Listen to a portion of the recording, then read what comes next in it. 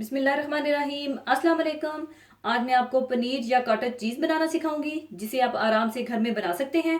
और कॉटेज चीज़ best source है calcium का। इसको बनाना बहुत सिंपल है। इसमें कोई ख़ास चीज़ें नहीं डलती, लेकिन इसको बनाने के लिए आप डिब्बे का दूध मत इस्तेमाल कीजिएगा, बल्कि फुल फैट मिल्क या फ्रेश होल मिल्क का इस्तेमाल कीजिएगा। और इसको बनाने के लिए हमें चाहिए होगा फ्रेश होल मिल्क 1.5 लीटर, दही 2 कप और नमक 1.5 टीस्पून। और अगर आप साल्टेड कॉटेज चीज नहीं बनाना चाहते तो आप साल्ट को निकाल दीजिएगा और इसके बगैर बना लीजिएगा।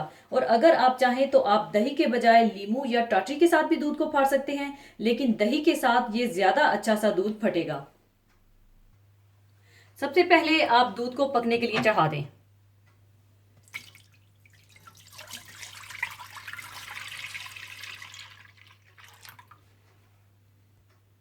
और दूसरी तरफ आप दही में नमक मिलाकर रख लें।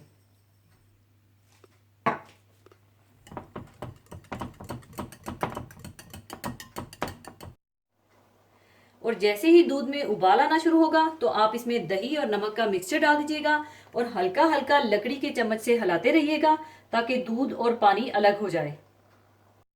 और जैसे ही दूध में उबाल आ जाए तो आप इसमें दही और नमक का मिक्सचर डाल दें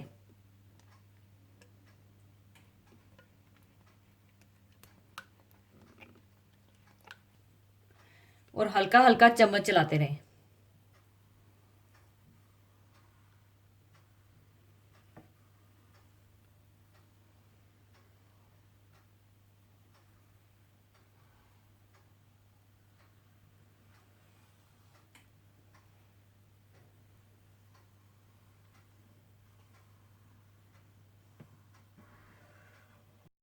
आप देख सकते हैं कि दूध और पानी अलग हो रहा है।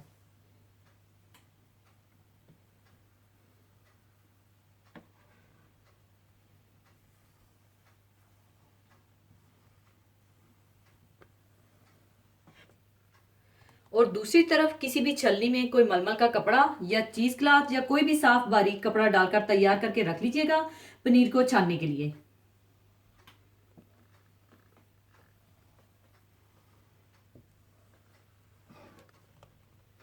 और इसी स्टेज पर अगर आप पनीर को जो फ्लेवर या टेस्ट देना चाहते हैं दे सकते हैं। मसलन इसमें आप mix dry herbs, garlic, crush chillies या भुना कुटा जीरा भी डालना चाहें तो डाल सकते हैं। आप देख सकते हैं कि पनीर और पानी बिल्कुल अलग हो चुका है और अब इसे मैं छान लूंगी।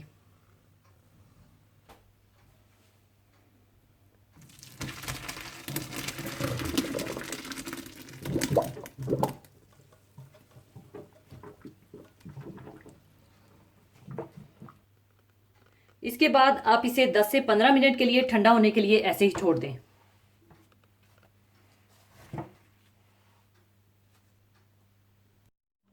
15 मिनट गुजरने के बाद आप इसका सारा पानी निचोड़ दें।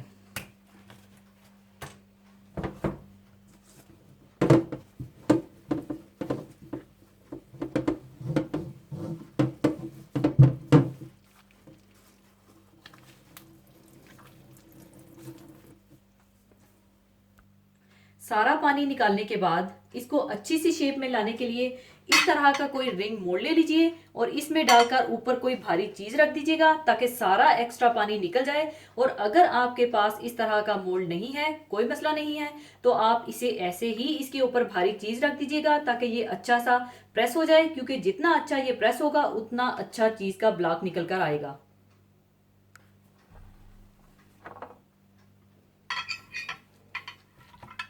इस तरह से आप मोल्ड में रख दें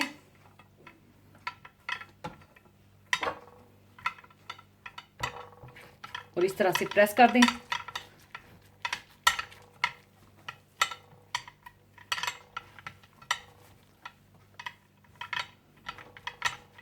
और ऊपर आप कोई भारी चीज रख दें।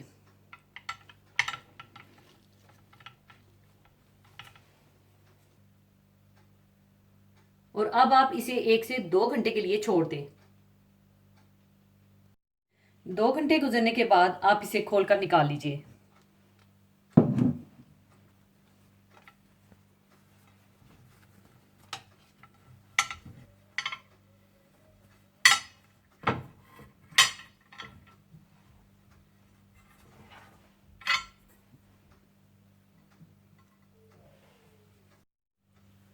और अब आप देख सकते हैं कि पनीर बिल्कुल एक केक की शक्ल में आ गया है और इस तरह से आप इसके बहुत अच्छे से क्यूब काट सकेंगे, जो कि अभी मैं आपको काट कर दिखाऊंगी।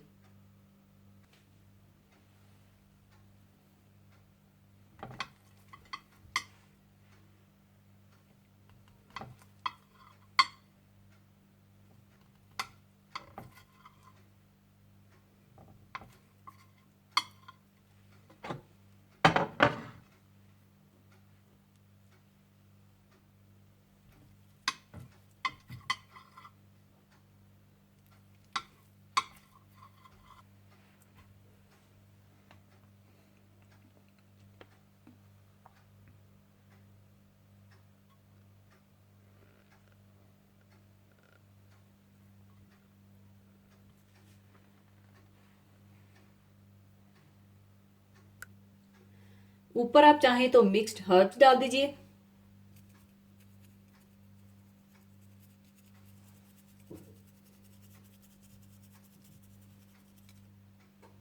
ऊपर आप चाहें तो थोड़ा सा ऑलिव ऑयल डाल दें।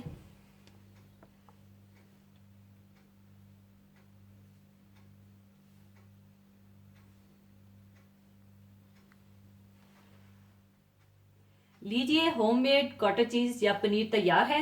इसको आप बहुत सी वेरिएशन दे सकते हैं।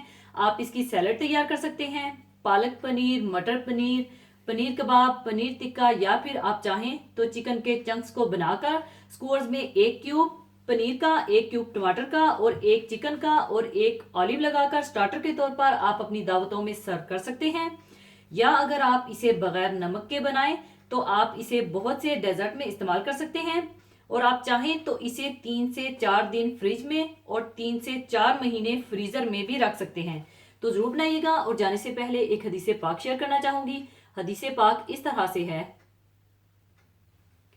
हजरत अबू सईद खदरी रजी अल्लाह ताला अन्हो से रवायत है कि नबी सल्लल्लाहु अलैहि वसल्लम ने इरशाद फरमाया, तुम रास्ते में बैठने से बचो।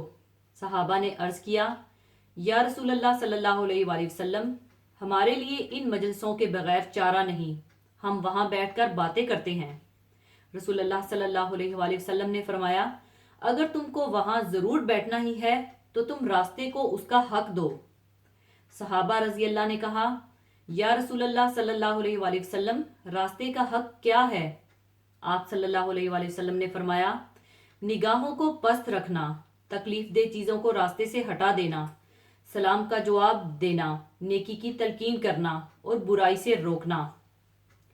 इस हदीस में सबसे पहले तो इसकी तलकीन की गई है कि बिला जरूरत रास्ते में बैठने से परहेज करना चाहिए। और अगर इसकी जरूरत है तो ऐसी सूरत में वहां बैठने के कुछ तकाजे हैं।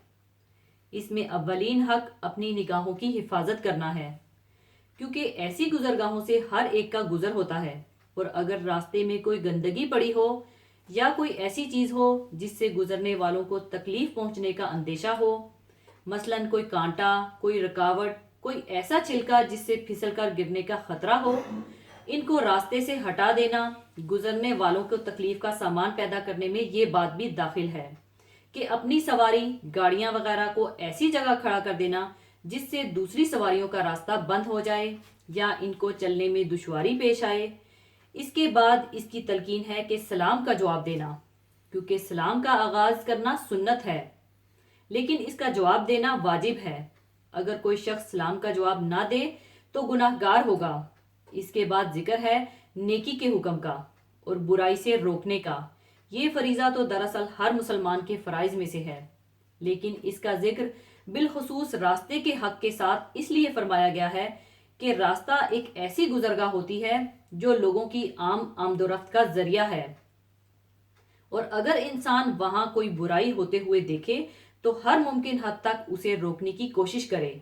और इसके साथ साथ लोगों को नेकी की भी दावत देना है, क्योंकि अपने अमल को कुरान और सुन्नत के ताबिया करना जितना जरूरी है इतना ही अहम ये है कि दूसरों को भी नेक कामों का हुक्म करना और बुरे कामों से रोकना, वरना सिर्फ अपना अमल निजात के लिए काफी ना होगा।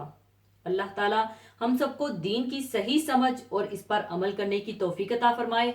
आमीन। इसी के साथ मैं आपसे इजाजत चाहूंगी। अपना बहुत ख्याल रखिएगा, दुआ में याद रखिएगा। अल्लाह हाफिज।